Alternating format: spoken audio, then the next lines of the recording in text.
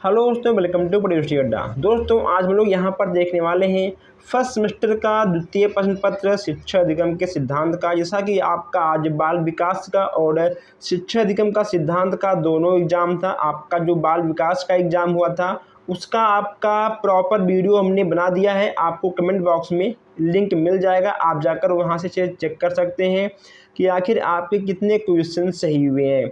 तो आइए हम लोग चलिए देखते हैं आज शिक्षा अधिगम के सिद्धांत के पेपर को। अभी तक कहीं ना कहीं आप लोगों ने नहीं मिलाया होगा। अगर आपने मिला रखा है तो आप फिर से एक बार चेक कर लीजिए, शायद कुछ मिस्टेक हो सकता है किसी से और आपसे भी। तो आइए चलते हैं, देखते हैं आज का पहला प्रश्न है। यहाँ पे आपका पहला प्रश्न है कि शिक्षण एक त्रिध्रुवी प्रक्रिया है या कथन किसका है। इसमें आपका हो जाएगा जॉन डेवी, यानी आपका चौथा बिल्कुल सही हो जाएगा। सेकंड यहाँ पे है आपका, किस शिक्षा शास्त्री ने शिक्षा को संपूर्ण जीवन माना है। शिक्षा को संपूर्ण जीवन माना है, कौन से शिक्षा शास्त्री थे ये आपको यहाँ बताना है। इसमें आपका सेकंड वाला बिल्कुल सही होगा।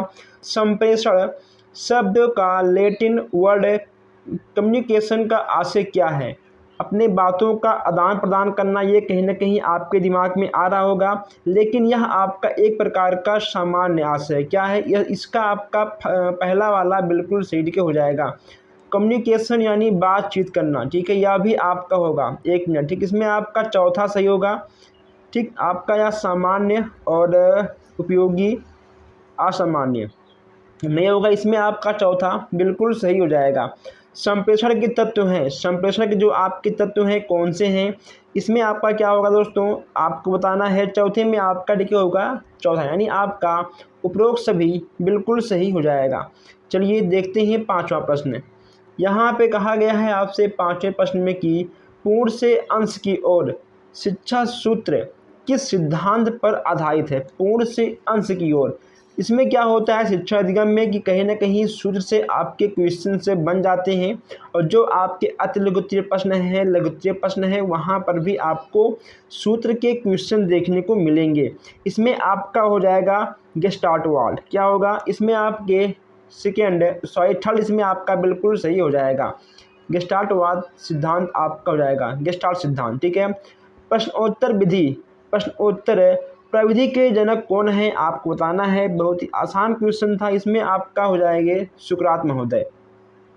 सातवां आपका है कि निदान की प्रक्रिया में संपादित होता है।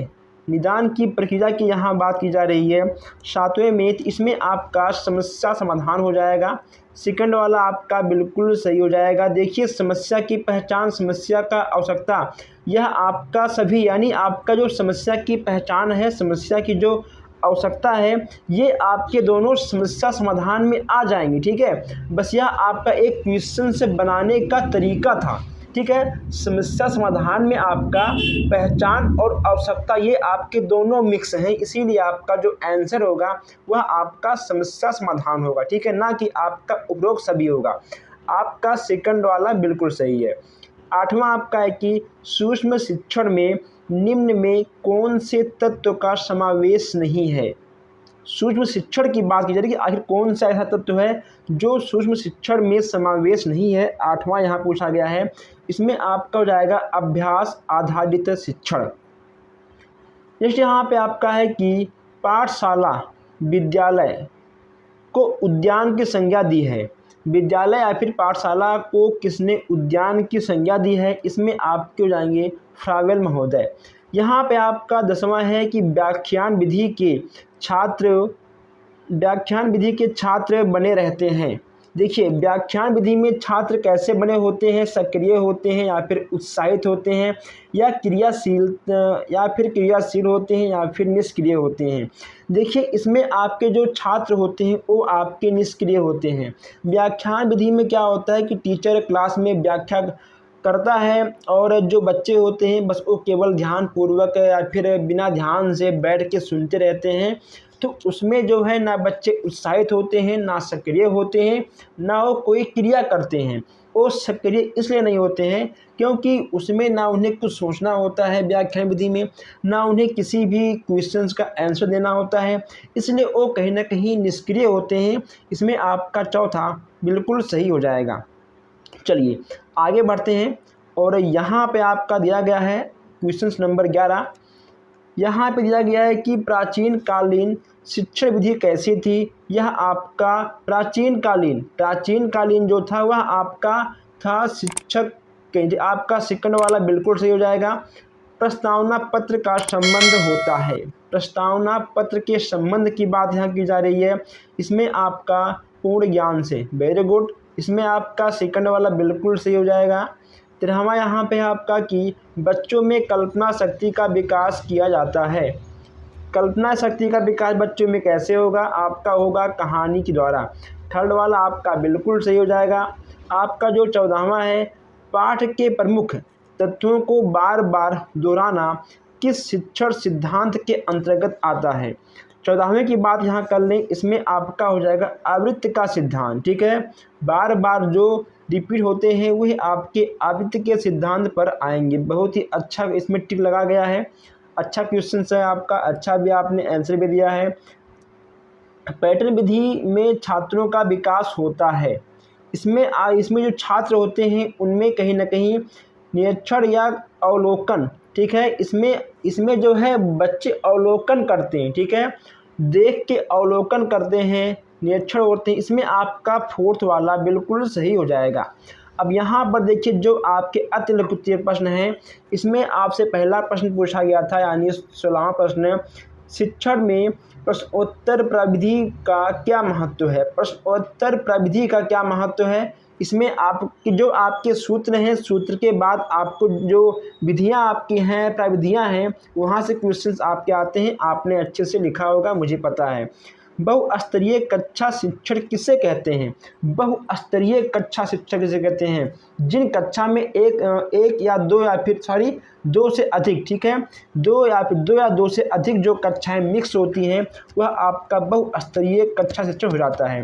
जैसे कि आपने देखा होगा कि प्राइमरी स्कूल में क्या होता है कि क्लास 1, क्लास 2, क्लास 3, या फिर क्लास 1, क्लास 2 या फिर क्लास 2, क्लास 3 बच्चों को ऐड कर लेते हैं, यानी एक ही क्लास में 2 क्लास के बच्चों को अगर शिक्षा दी जाती है वह आपका बहुस्तरीय कक्षा शिक्षण हो जाएगा। यहाँ आपका है संप्रेषण के 4 विशेषताएं बताइए। संप्रेषण का मतलब क्या होता है, बातचीत करना, ठीक है, तो आप 4 विशेषताएं, क्या आप 8 भी लिख सकते हो, लेकिन यहाँ आपसे 4 कहा है, आपने 4 लिखा होगा।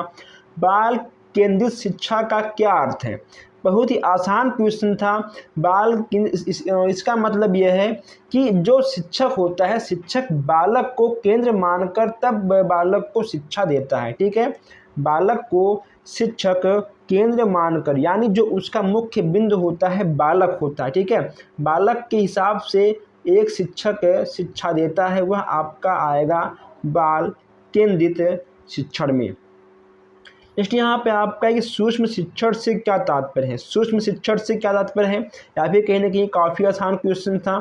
जो आपका 21वां है, इसमें आपका है कि शिक्षण सामग्री का वर्गीकरण कितने भागों में किया गया है, काफ़ी आसान था। यहाँ पर देखिए पुनर्बलन को परिभाषित कीजिए, यहाँ पे आपको इसको करना था परिभाषित है।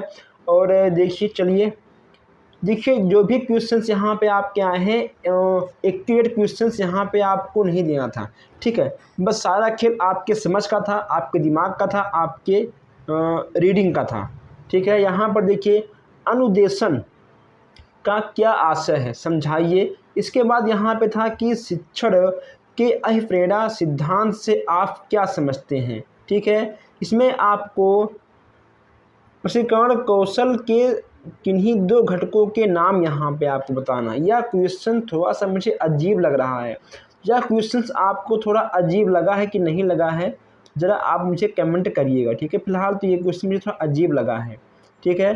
तो यहाँ पर देखिए, यहाँ पे आपका एक क्वेश्चन और मिला है, एलेन तथा रियाल के कितने शिक्षण कौशलों का उल्लेख किया। एलेन तथा रियान ने कितने शिक्षण कौशलों का उल्लेख किया है। ये 2 क्वेश्चन ज़रा आप ठीक है मुझे कमेंट करिएगा कि ये 2 क्वेश्चन आपको थोड़ा अजीब लगा है या फिर मुझे ही अजीब लगा है। यहाँ पर देखिए नेक्स्ट यहाँ पे आपका है कि प्रयोग प्रदर्शन विधि किस विषय के शिक्षण के लिए सर्वाधिक उपयोगी है। इसके बाद यहाँ पे 28 था कि अपेक्षित अधिगम स्तर को परिभाषित कीजिए। 29 था आपका कि शिक्षण केंद्रित शिक्षण के 2 दोष यहाँ पे आपको लिखना था। आप 2 क्या, आप 1000 दोष लिख सकते हो, बहुत ही आसान क्वेश्चन था, लेकिन यहाँ पे आपको 2 ही केवल बस लिखना था। इसके बाद यहाँ पे आपका था कि शिक्षण अधिगम सामग्री के रखरखाव में क्या क्या सावधानियाँ आपको रखनी है, ठीक है। उसके बाद यहाँ पे आपके अति लघुत्तरीय प्रश्न हैं। इसमें आपका आया था क्वेश्चन से शिक्षण एवं प्रशिक्षण से अंतर। यहाँ पर देखिए उपचारात्मक निदानात्मक शिक्षण है, बहुत ही आसान क्वेश्चन था ये भी। यहाँ पे शिक्षण के मनोरंजन एवं रुचि के सिद्धांतों को समझाने के लिए आपसे कहा था। यहाँ पर देखिए ब्लूम के सिद्धांत से भी आया था। यहाँ पे आपका खेल विधि से भी आया था, विधि और प्रविधि में अंतर भी आया था। इसके बाद यहाँ पे शिक्षा के क्षेत्र में कंप्यूटर का उपयोग बताइए, यहाँ से भी क्वेश्चन आपके काफ़ी अच्छा आया था।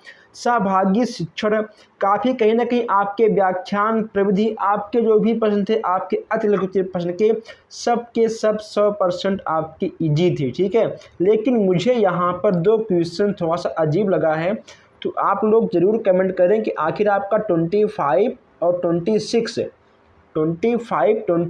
आपका क्वेश्चन से थोड़ा आपको अजीब लगा है कि नहीं। ये क्वेश्चन मुझे थोड़ा सा आउट ऑफ कोर्स दिख रहा है। अब आपके हिसाब से क्या है, प्लीज़ आप कमेंट करिएगा, फिर हम इस पर चर्चा करेंगे बाद में, ठीक है। तो बस अभी के लिए इतना ही। प्लीज़ आप लोग वीडियो को लाइक शेयर करिएगा, कमेंट बॉक्स में आप लोग अपना राय दीजिएगा। जो हमारे भाई बहन नए हैं चैनल को सब्सक्राइब भी कर लें। धन्यवाद।